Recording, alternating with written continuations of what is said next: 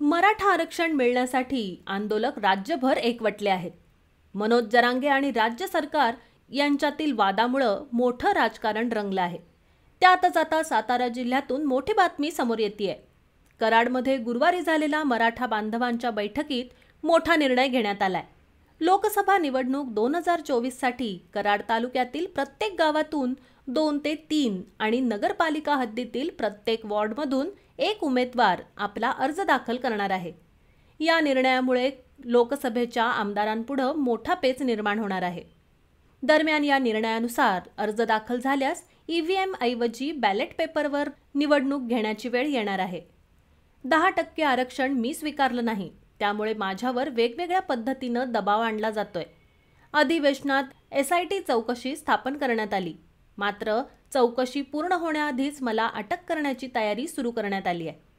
मला कोणत्याही क्षणी ताब्यात घेऊ शकतात असा दावा करत मनोज जरांगे यांनी अप्रत्यक्षरित्या उपमुख्यमंत्री देवेंद्र फडणवीस यांच्याकडे अंगुली निर्देश केला आहे. त्यामुळे मराठा बांधवांनी आक्रमक भूमिका घेतली आहे. मनोज जरांगे पाटील यांच्या वक्तव्याची चौकशी करण्यासाठी सरकारनं अधिवेशनात SIT स्थापन करण्याची घोषणा केली. यामुळे राज्यभरातील मराठा बांधवांमध्ये सरकार विरोधात रोष निर्माण झालाय.